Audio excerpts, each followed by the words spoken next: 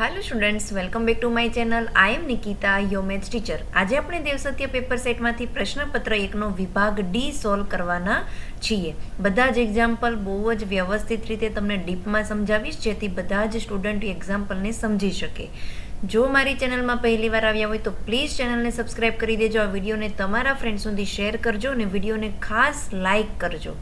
Okay, ચલો આપણે શરૂઆત કરીએ છીએ વિભાગ ડીની, જેમાંથી આપણે સૌથી પહેલાં ટોટલ તમારે 5 પ્રશ્ન, ટોટલ 8 પ્રશ્ન હશે ને 8 પ્રશ્નમાંથી કોઈ પણ 5 પ્રશ્ન તમારે લખવાના છે। તો ખાસ ધ્યાન રાખજો કે કયા 5 તમને બેસ્ટ રીતે આવડે છે, 5 તમારે લખી લેવાના। પ્રત્યેકના કેટલા ગુણ હશે? 4, 3 નહીં, ટોટલ 4, એક દાખલાના 4 માર્ક્સ હશે। તો આમાં પ્રમેય આવશે, બરાબર। 47માં કીધું છે થેલ્સનો પ્રમેયનો પ્રતિપ્રમેય લખો અને સાબિત કરો। તો મેં આના માટે એક સ્પેશિયલ વિડીયો બનાવ્યો છે, તમે અહીંયા જોઈ શકો છો। આ થંબનેલ છે થેલ્સનો પ્રતિપ પ્રમેય, હું લિંક ડિસ્ક્રિપ્શનમાં આપી દઈશ। બહુ ડિટેલમાં, બહુ જ વ્યવસ્થિત રીતે મેં તમને પ્રમેય શીખવાડ્યો છે, તો એ વિડીયો ખાસ જોજો। એટલે હું પ્રમેય આ વિડીયોમાં તમને નથી શીખવતી। ઓકે, ચલો નેક્સ્ટ આપણે જોઈએ 48માં કીધું છે ચતુષ્કોણ ABCDમાં ખૂણો A બરાબર ખૂણો C બરાબર 90 અંશ હોય તથા આપણને કીધું છે ABનું માપ આપ્યું છે 84, BDનું માપ આપ્યું છે 85 અને BCનું માપ આપ્યું છે 77। તો આપણે આ ચતુષ્કોણની પરિમિતિ શોધવાની છે। ચતુષ્કોણની પરિમિતિ અથવા તો કોઈ પણની પરિમિતિ, પરિમિતિ એટલે શું કે જેટલી બાજુ હોય ને બધી બાજુનો સરવાળો કરવાનો, તો આપણને પરિમિતિ મળી જાય, બરાબર। તો આપણે પહેલાં આકૃતિ દોરી લઈએ। શું કીધું છે? ચતુષ્કોણ છે ABCD, જેમાં ખૂણો A અને ખૂણો C 90 હોવો પડે। તો આપણે અહીંયા આવી રીતે ચતુષ્કોણ દોરીએ, બરાબર। તો આપણને કીધું છે ખૂણો A, તો હું અહીંયા સપોઝ નામ આપું, આ ખૂણો A છે, તો પછી અહીંયા હવે C ન આપી દેવાય, લાઇનમાં જવું પડે AB। તો અહીંયા જે હશે આ તમારો ખૂણો C, તો ખૂણો C પણ કેટલા ડિગ્રી થવો પડે?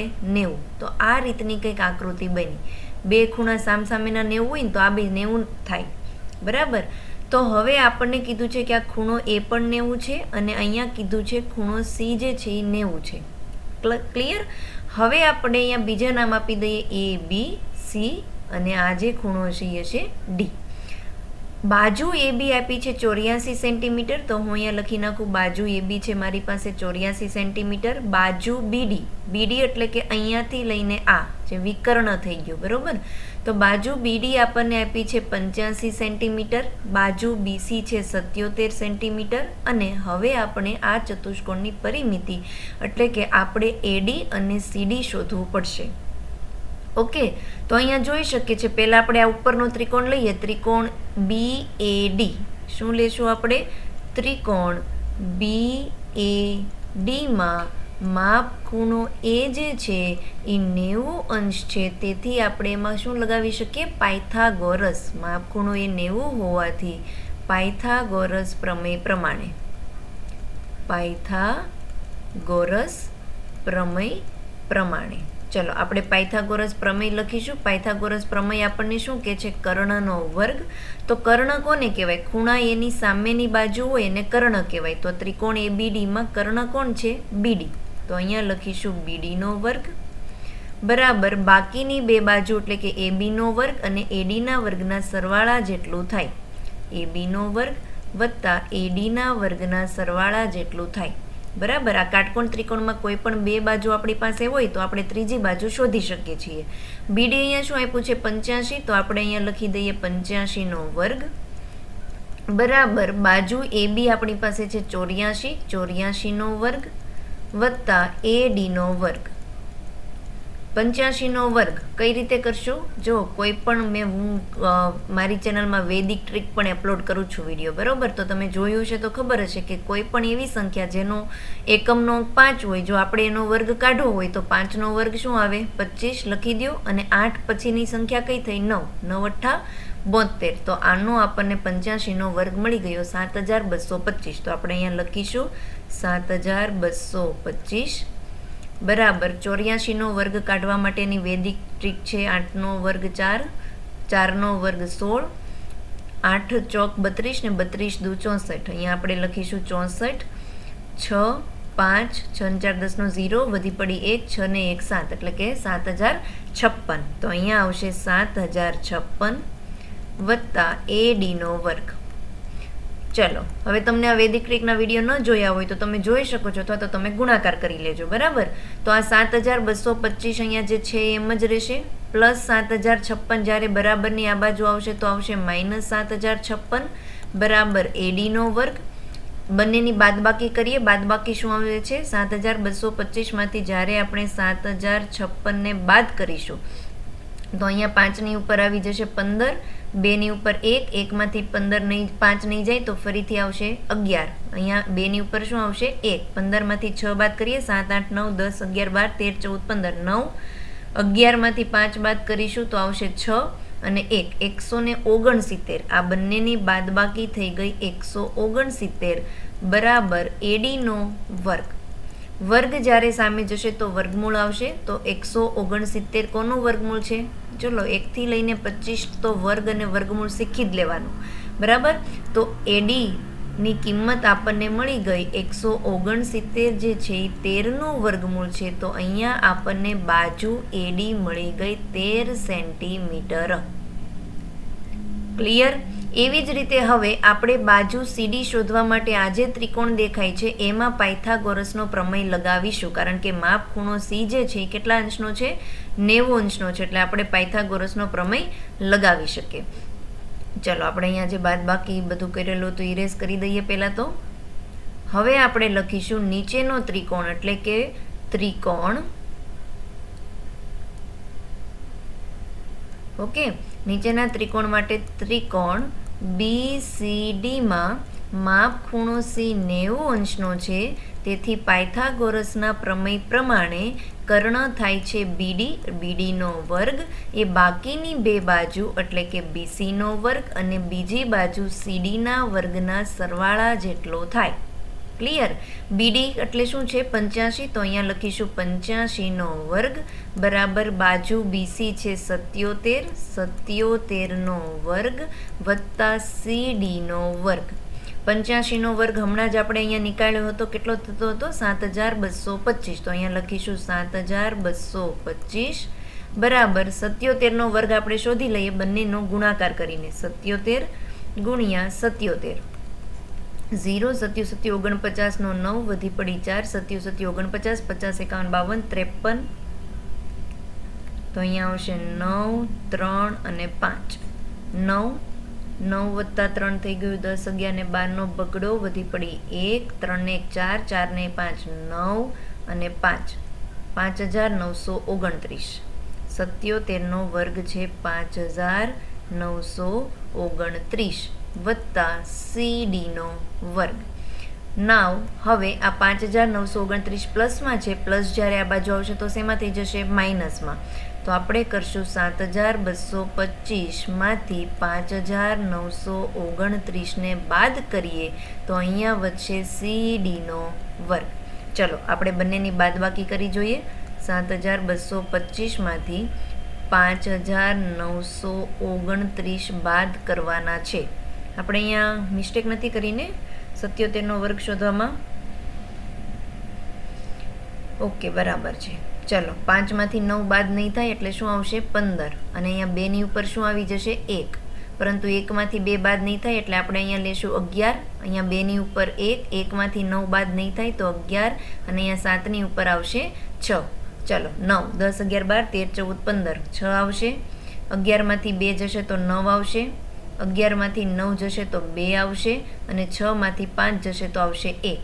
એટલે કે 1296 આપણને મળી ગયું આ બંનેની બાદબાકી. 1296 બરાબર CDનો વર્ગ. વર્ગ જ્યારે સામે જશે તો વર્ગમૂળ થઈ જશે. તો અહીંયા આવશે વર્ગમૂળમાં 1296 બરાબર બાજુ CD. 1296 કોનું વર્ગમૂળ છે? તો એના માટે તમારે આ 1296ના અવિભાજ્ય અવયવ પાડવા પડે અને તમે જોઈ શકો છો. અને કાં તો તમે અંદાજ લગાવો કે ભાઈ 1296, જેમ કે અહીંયા હમણાં આપણે જોયું તો 1296 કદાચ તમારું વર્ગમૂળ હોવું પડે 36નું. 35નું શું થાય છે આપણે જોઈએ તો અહીંયા છે 25 ને 7 3 ચોક 12, 1225. યા 35નું 1225 હોય તો 35 પછીની સંખ્યા કઈ થઈ? 36નું. ચલો આપણે 36નો વર્ગ કરીને જોઈએ કેટલો આવે છે. 6નો વર્ગ 36, 9નો વર્ગ 9 સોરી 3 નો વર્ગ 9, 6 તરી 18, 18 દુ 36, 6, 9, 3 ને 9 12, 1296 આવી ગયું. 36 નો વર્ગ 1296 થાય એટલે કે 1296 નું વર્ગમૂળ શું થાય 36. તો અહીંયા લખી નાખો બાજુ CD આપણને મળી ગઈ 36 સેન્ટીમીટર.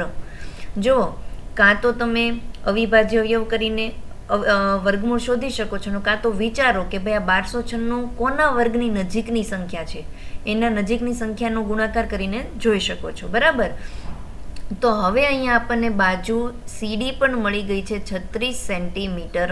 આપણને કીધું હતું ચતુષ્કોણ ABCD ની પરિમિતિ, તો એના માટે આપણે અહીંયા લખીશું ચતુષ્કોણ ABCD ની પરિમિતિ કોઈ પણની શોધવી હોય એટલે કે એની બધી બાજુનો સરવાળો. તો આપણે અહીંયા લખી નાખીએ બાજુ AB વત્તા BC વત્તા CD વત્તા AD.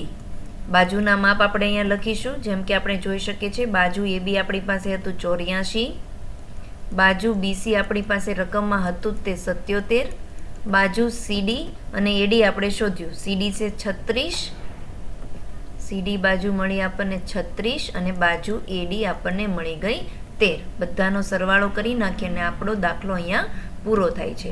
તો 1 મિનિટ.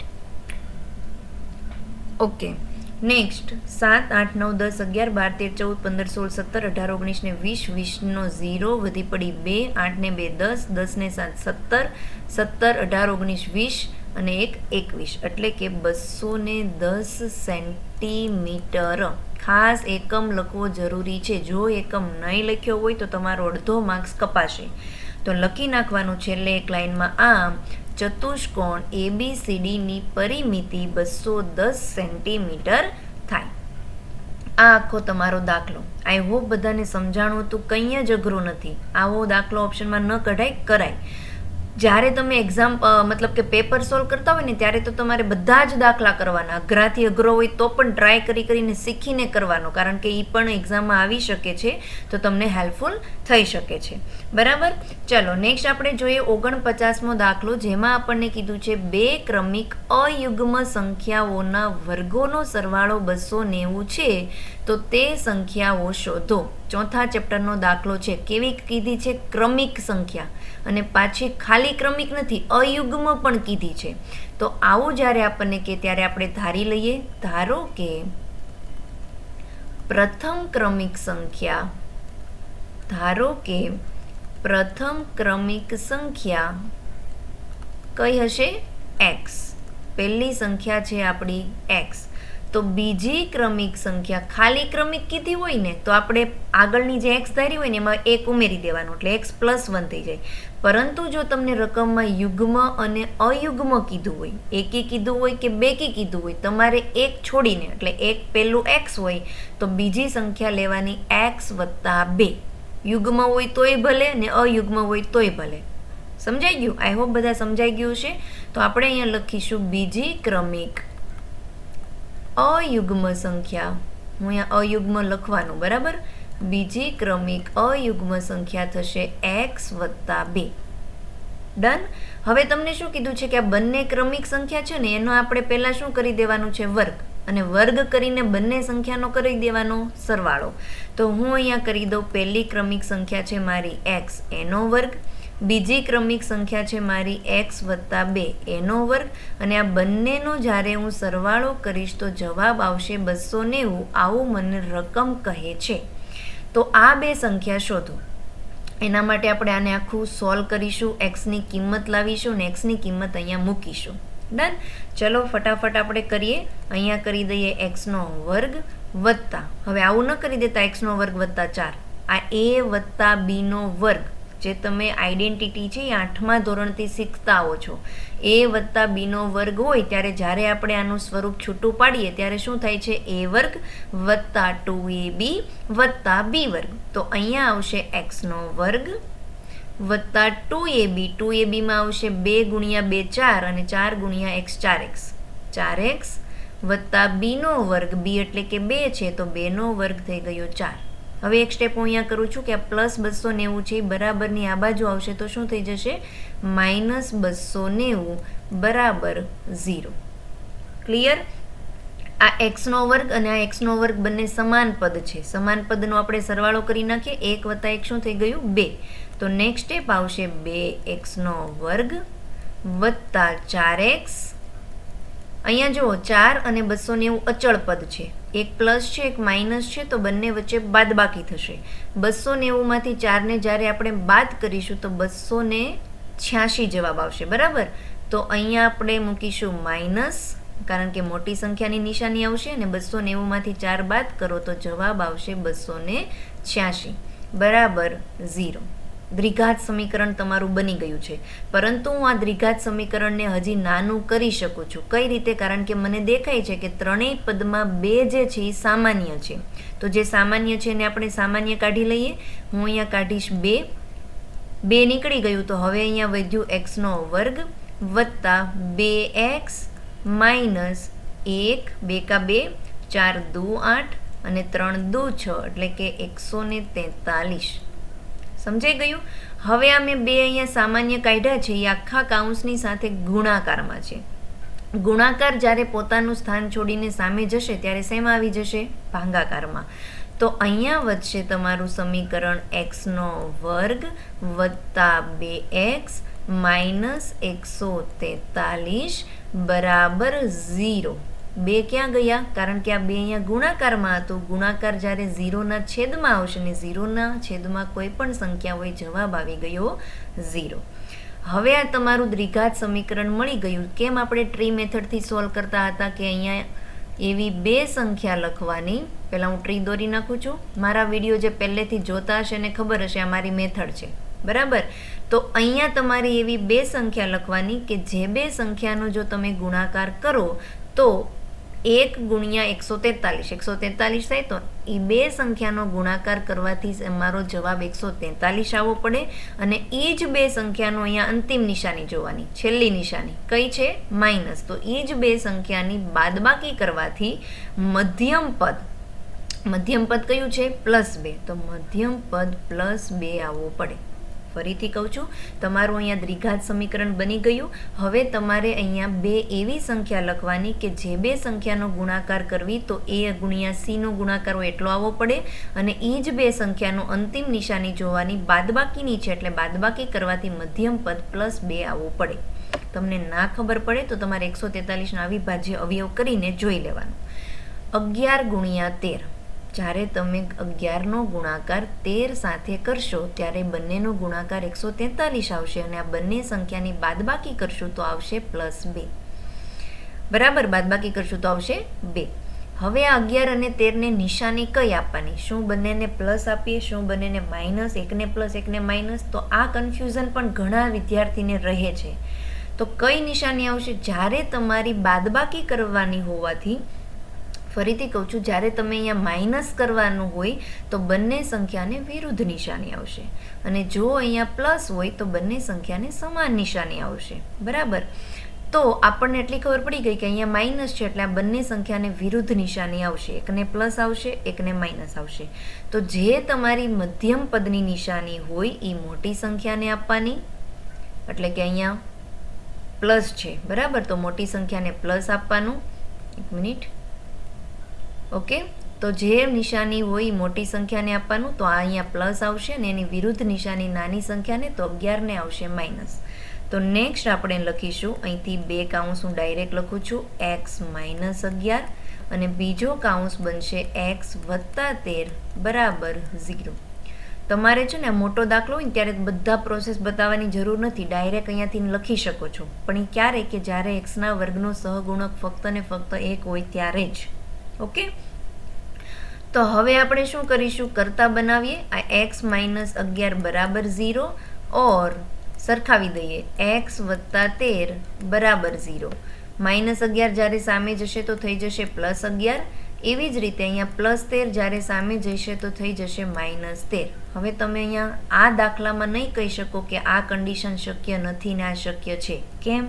કારણ કે તમને અહીંયા રકમમાં એવું નથી કીધું કે 2 ક્રમિક ધન અયુગ્મ જો તમને અહીંયા ધન એવું કીધું હોત ને, ધન એટલે પોઝિટિવ સંખ્યા જ હોવી પડે, તો આપણે આ નેગેટિવ સંખ્યાને કહી દેત કે ભાઈ આ શક્ય નથી. પણ આપણને રકમમાં ધન છે કે ઋણ છે એવું કીધું જ નથી, એનો મતલબ આપણે બંને કન્ડિશન બતાવવી પડે.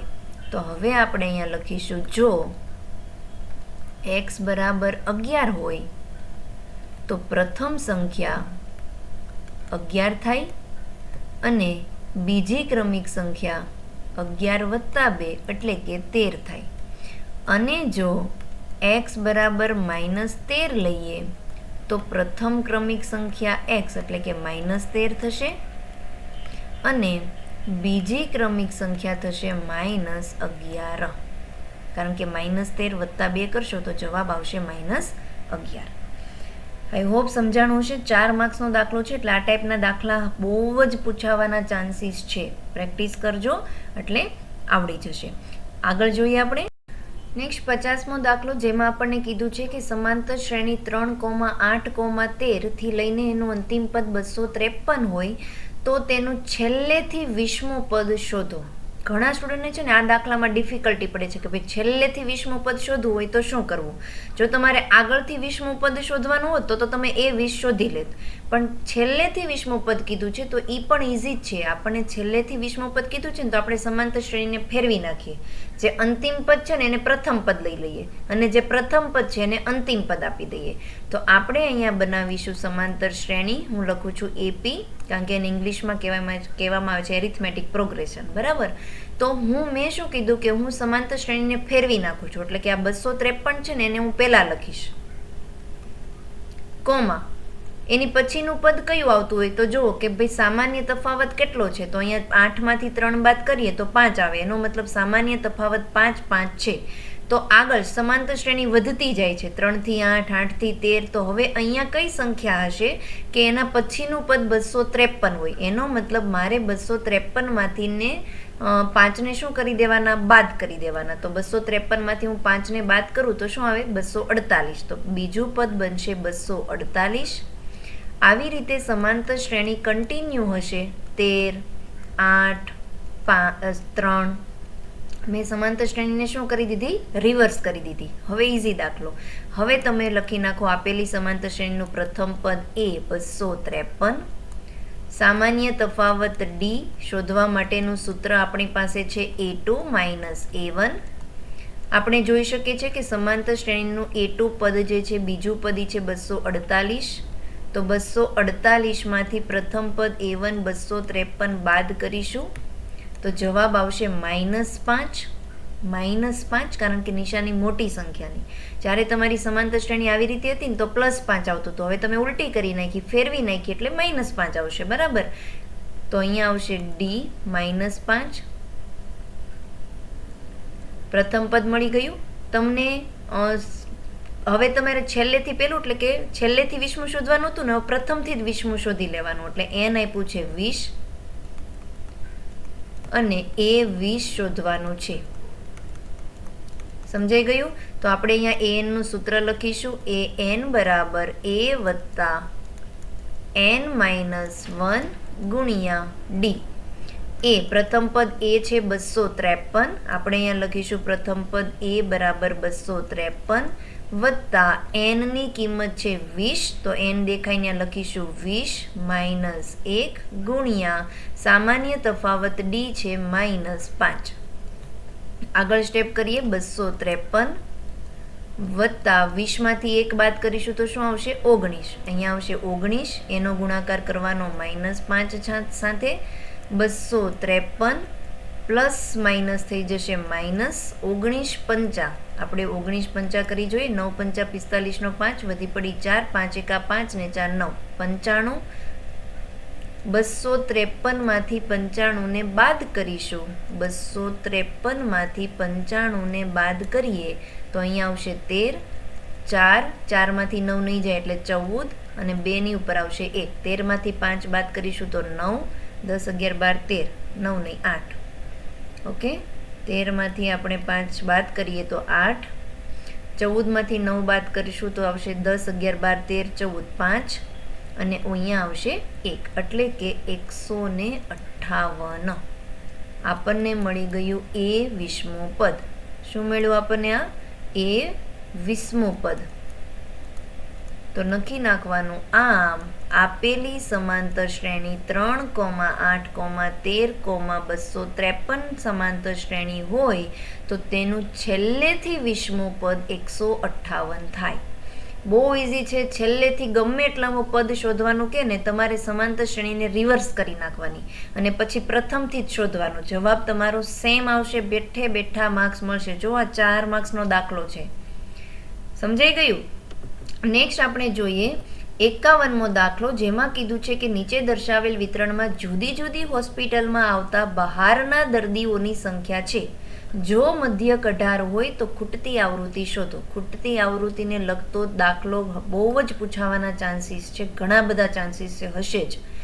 તો દાખલો સમજાવતા પહેલાં હું તમને એક વાત કહી દઉં કે મેં આંકડાશાસ્ત્ર ચેપ્ટર તમે જોઈ શકો છો થંબનેલ. આ વિડીયોમાં મેં એટલું વ્યવસ્થિત આ ચેપ્ટર સમજાવ્યું છે કે આ વિડીયો જેટલા સ્ટુડન્ટ જોશે ને એને કંઈ પણ ડાઉટ નહીં રહે. અત્યાર સુધીમાં ટોટલ 3 લાખ સ્ટુડન્ટ, 3 લાખ કરતાં પણ વધારે વિદ્યાર્થી આ વિડીયો જોઈ ચૂક્યા છે.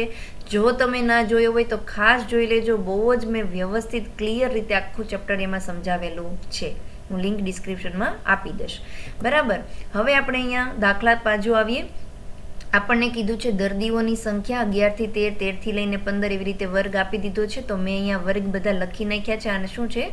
વર્ગ. બીજું હોસ્પિટલોની સંખ્યા કે 7 હોસ્પિટલ છે, 6 છે, જેને આપણે શું કહીએ છીએ? આવૃત્તિ F. તો આવૃત્તિ પણ મેં અહીંયા લખી નાખી છે. હવે મધ્યકનો દાખલો હોય, તમને અહીંયા કીધું નથી કે ભાઈ તમે કઈ રીત યુઝ કરો. ત્યારે હંમેશા પદ વિચલનની રીત યુઝ કરવાની, કારણ કે એ રીત ઇઝી છે. આટલું ક્લિયર થઈ ગયું? ત્રીજી કોલમ તમે ગમે એ રીત યુઝ કરો, ત્રીજું કોલમ તમારું બનશે XI નું. XI એટલે કે મધ્ય કિંમત. મધ્ય કિંમત આપણે કઈ રીતે શોધીએ છીએ? જે તે વર્ગની અધસીમા, જે વર્ગની આપણે મધ્ય કિંમત શોધવાની હોય એ જ વર્ગની અધસીમા વત્તા ઉધ્વસીમા છેદમાં 2. બરાબર. અને બીજું શોર્ટ ટ્રીક એ છે કે જે તે વર્ગની તમે મધ્ય કિંમત શોધતા હોય ને એનું વચ્ચેનું પદ, મધ્યમ પદ, જેમ કે અહીંયા 11 અને 13 વચ્ચે આવતી સંખ્યા કઈ છે? 12. તો આનું મધ્ય કિંમત કઈ હશે? 12. 13 અને 14 વચ્ચે આવતી સંખ્યા કઈ? 13 અને 15 વચ્ચે આવતી સંખ્યા કઈ? 14.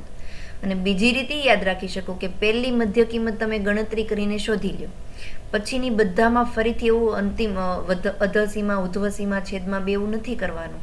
તમારે જોવાનું H, વર્ગ લંબાઈ કેટલી છે? જેમ કે આપણે અહીંયા જોઈ શકીએ છીએ 13 માંથી 11 બાદ કરીએ તો 2 આવે. વર્ગ લંબાઈ કેટલી છે? 2. તો બધામાં 2 2 ઉમેરતા જાઓ. 12 માં 2 ઉમેરો 14, 14 માં 2 ઉમેરો 16, 18, 20, 22 અને અહીંયા આવશે 24. સમજાઈ ગયું? હવે આપણે અહીંયા પદ વિચલનની રીત કરીએ છીએ એટલે નેક્સ્ટ જે કોલમ આવશે શેની આવશે? તમારી યુઆઈની. યુઆઈનું સૂત્ર શું છે? XI - A છેદમાં H. 1 માર્ક્સના હેતુલક્ષી પ્રશ્નમાં બહુ પૂછાઈ શકે. તો જ્યારે ખૂટતી આવૃત્તિ હોય ને ત્યારે જે ખૂટતી આવૃત્તિ હોય એની જે મધ્ય કિંમત છે એને આપણે લઈશું A. બરાબર. એ ખાસ યાદ રાખજો, એને જ એ લેવાનું. ને જો ખૂટતી આવૃત્તિ વગરનો દાખલો હોય તો તમે કોઈ પણને એ લઈ શકો છો. તો જ્યાં એ લખ્યું છે ત્યાં આપણે 0 લખીશું. ઉપરની બધી જ સંખ્યા ઋણમાં આવશે, -1, -2. નીચેની બધી જ સંખ્યા ધનમાં આવશે, 1, 2, 3, 4. પછીની જે કોલમ છે એમાં આપણે કરીશું FI × UI. FI × UI. આ જે તમારું છે FI છે, તો આ FI અને UI નો ગુણાકાર કરવાનો અને આપણે આખી કોલમ ભરીશું. પ્લસ માઇનસ થશે -7 દુ 14, પ્લસ માઇનસ થશે -6 એકા 6. F ગુણ્યા 0, 0 નો ગુણાકાર કોઈ પણ સાથે કરીએ 0. 13 ગુણ્યા 1 થઈ જશે 13, 20 ગુણ્યા 2 થઈ ગયું 40, 5 તેરી 15, ચોકે ચોકે 16. ઓકે, આટલું ટેબલ બની જાય પછી આપણે અહીંયા આ FI ની નીચે શું લખવાનું હોય? Sigma FI. સિગ્મા FI નો મતલબ છે FI ના બધા જ નો સરવાળો. સિગ્મા શું બતાવે? સરવાળો. તો આ FI છે એ બધાનો આપણે સરવાળો કરી નાખીએ. 7 ને 6 13, 13 ને 13 26, 26 વત્તા 20, 26 ને 20 26 વત્તા 20 વત્તા 5 ને 4 થઈ ગયું 9, 9 ને 6 15 નો પાંચડો, વધી પડી 1, 4 ને 1 5, 55. તો અહીંયા આવશે સિગ્મા એફઆઈ 55 વત્તા એફ. આ જે ખૂટતી આવૃત્તિ છે એની કિંમત આપણને નથી ખબર, તો આપણે અહીંયા લખી દઈએ 55 વત્તા એફ. એવી જ રીતે હવે તમારે અહીંયા સરવાળો કરી દેવાનું, જેને આપણે કહીશું સિગ્મા એફઆઈ યુઆઈ. તો સિગ્મા એફઆઈ યુઆઈનો સરવાળો જે પણ આવશે એ આપણે અહીંયા લખીશું. આ બંને નેગેટિવ સંખ્યા છે, ઋણ સંખ્યા છે, તો પહેલાં ઋણ સંખ્યાનો સરવાળો કરી દઈએ ને જવાબ જે પણ આવે એને આપણે નિશાની આપવાની માઇનસની. 14 વત્તા 6 કેટલા થશે? 20. તો આનો જવાબ આવ્યો -20. હવે આ બધી ધન સંખ્યાનો આપણે સરવાળો કરીએ. 6, 5 ને 3 8, 9 10 11 12 13 14, 14 નો ચોગડો, વધી 1, 1 ને 1 2, 3 4 5 6 7 ને 8 84. કેવા 84 આવે છે? +84. એક પ્લસ છે એક માઇનસ છે, તો બંને વચ્ચે બાદબાકી કરીશું. 84માંથી જ્યારે આપણે 20 ને બાદ કરશું તો જવાબ આવશે 64. નિશાની આવશે મોટી સંખ્યાની પ્લસ છે એટલે 64ની પણ કેવી આવશે? પ્લસ. તો આપણને અહીંયા સિગ્મા એફઆઈ યુઆઈ મળી ગયું 64. ક્લિયર? હવે આપણે શોધવાની છે ખૂટતી આવૃત્તિ, તો એના માટે આપણે મધ્યકનું સૂત્ર લખીશું. મધ્યક x બાર બરાબર a વત્તા સિગ્મા એફઆઈ યુઆઈ ના છેદમાં સિગ્મા એફઆઈ ગુણ્યા વર્ગ લંબાઈ h. પદ વિચલનની રીતથી જે મધ્યકનું સૂત્ર છે એ સૂત્ર લખીશું. બધી કિંમત આપણે લખી દઈએ. આપણી પાસે અહીંયા x બાર આપી દીધું છે, તમે રકમમાં જોઈ શકો છો. મધ્યક આપણને આપ્યું છે 18, તો અહીંયા x બારની જગ્યાએ આપણે લખીશું 18 બરાબર એ આપણને શું આપ્યું છે? 16, તો અહીંયા એની જગ્યાએ આપણે લખીશું 16 વત્તા સિગ્મા એફઆઈ યુઆઈની કિંમત છે 64 છેદમાં સિગ્મા એફઆઈની કિંમત આપણી પાસે છે 55 વત્તા એફ, તો અહીંયા આવશે 55 વત્તા એફ, અને આનો ગુણાકાર કરવાનો વર્ગ લંબાઈ સાથે. વર્ગ લંબાઈ 13માંથી 11 બાદ કરો તો આવશે 2. ડન, કંઈ જ ડાઉટ નથી. નેક્સ્ટ સ્ટેપ આપણે કરીએ. આ +16 છે, +16 જ્યારે પોતાનું સ્થાન છોડીને બરાબરની આ બાજુ આવશે તો માઇનસ થઈ જશે. તો અહીંયા તમારું સ્ટેપ બનશે 18 - 16 બરાબર 64/55 વત્તા એફ ગુણ્યા 2. ઓકે, 18માંથી 16 બાદ કરીશું તો જવાબ શું આવશે? 2. અને આ 2 અહીંયા ગુણાકારમાં છે, તો જમણી બાજુથી ગુણાકારમાં છે ને પોતાનું સ્થાન છોડીને ડાબી બાજુ આવે છે, તો એ આવી જશે ભાગાકારમાં. બરાબર 64/55 વત્તા એફ. 2 એકા 2 થાય તો અહીંયા 1 વધશે. 1 બરાબર 64/55 વત્તા એફ.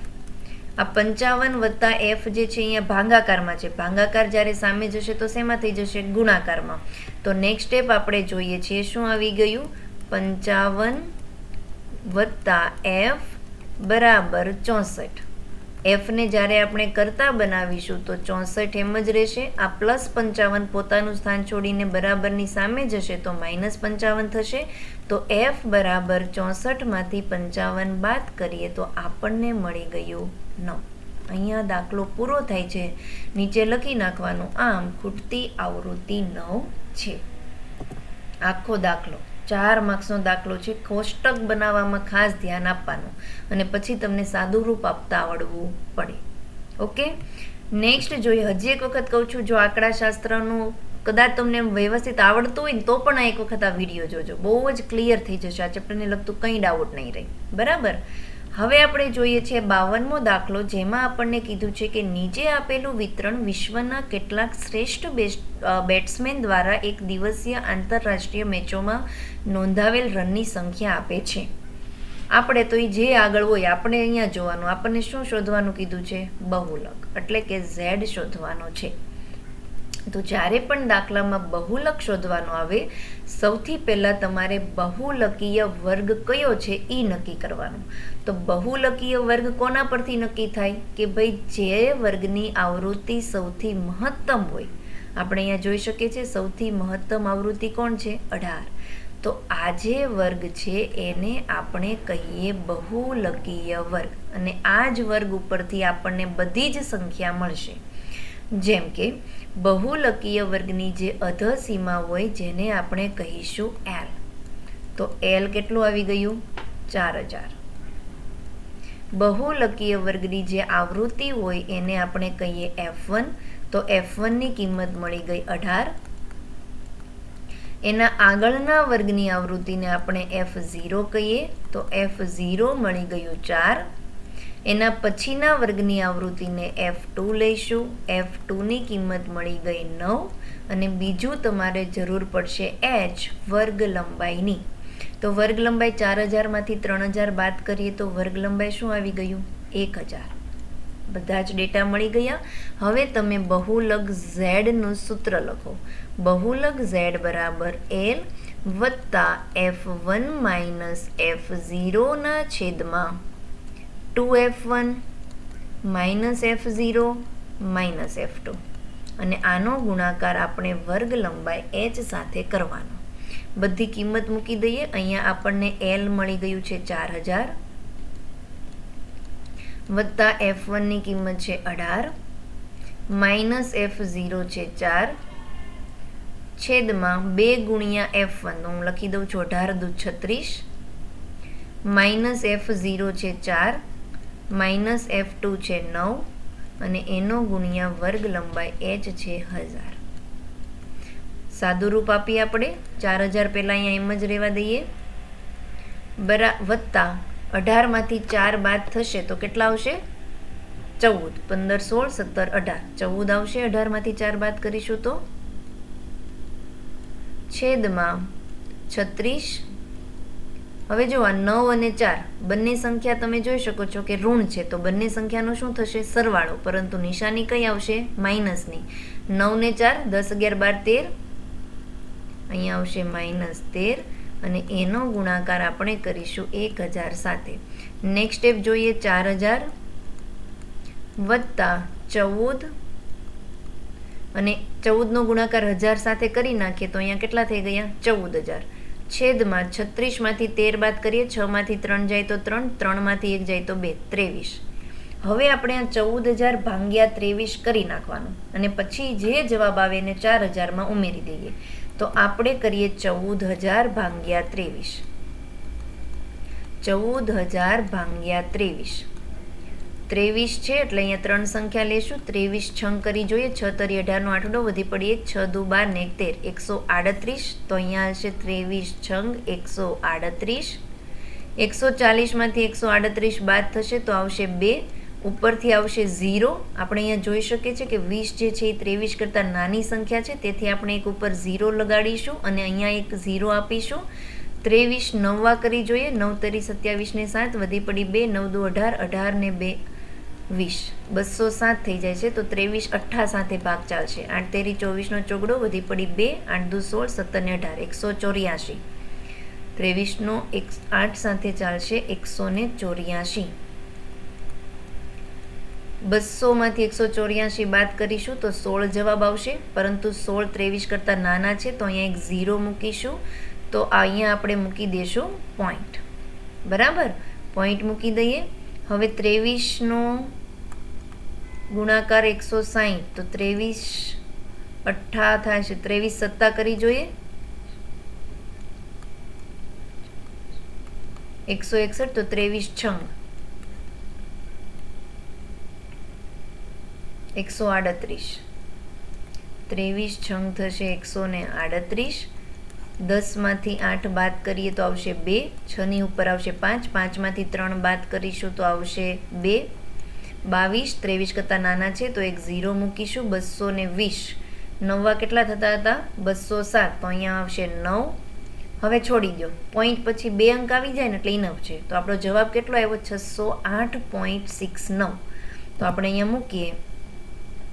આપણો આ ભાગાકારનો જવાબ આવી જાય છે 608.69 બરાબર 4 વત્તા 4000. તો 4000નો સરવાળો આપણે 608.69 સાથે કરીશું. જો ઘણાને સરવાળામાં ભૂલ પડે ને એટલે હું સરવાળો બતાવું. શું કીધું છે આપણને? 4000નો સરવાળો 608 સાથે. તો આવી રીતે કરવાનું છે. પોઈન્ટ અને અહીંયા પોઈન્ટ પછીની સંખ્યા 69 છે ને, તો અહીંયા કંઈ જ નથી, તો આપણે શું મૂકીશું? 00. અને પછી તમે સરવાળો કરો તો આવશે 96860664, એટલે કે 4608.69. આ તમને મળી ગયું આપેલી માહિતીનો બહુલક Z. સમજાઈ ગયું? પરફેક્ટ આન્સર છે. હવે ઘણા છે ને એવી કમેન્ટ કરશે કે 69 નહીં આવે છે. પોઈન્ટ પછીના 2 અંક પછી તમે 6 પછીનો કોઈ પણ અંક આવી શકે. પોઈન્ટ પછી 2 અંક સુધી રાખવાનું, ત્રીજો અંક શોધવાની જરૂર નથી. બેઠે બેઠા 4 માર્ક્સ, કેટલી નાની ગણતરીમાં બેઠા 4 માર્ક્સ મળી જશે. ઓકે, એના માટે પ્રેક્ટિસ કરજો, કારણ કે practice can make perfect. Next આપણે જોઈએ 53માં કીધું છે કે એક ડબ્બામાં 3 ભૂરી, 2 સફેદ અને 4 લાલ લખોટી છે. આલોક ડબ્બામાંથી યાદચ્છિક રીતે એક લખોટી પસંદ કરે તો તે સફેદ હોય અને લાલ ન હોય તેની સંભાવના. કંઈક મિસ્ટેક છે, પ્રિન્ટિંગ મિસ્ટેક, કારણ કે આ 4 માર્ક્સનો દાખલો છે, 2 માર્ક્સ જેવો.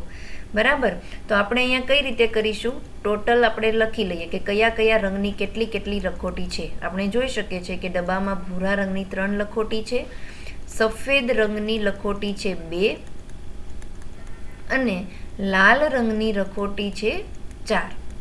તો કુલ પરિણામની સંખ્યા કેટલી આવશે? તો અહીંયા આપણે લખીશું કુલ પરિણામની સંખ્યા બરાબર 4 ને 3 7, 7 ને 2 9. કુલ પરિણામની સંખ્યા કેટલી થઈ? 9. હવે સંભાવનાનો દાખલો હોય તો તમારે સૌથી પહેલાં એક વખત સંભાવનાનું સૂત્ર લખી નાખવાનું. સંભાવનાનું સૂત્ર શું છે? ઉદ્ભવતા પરિણામની સંખ્યા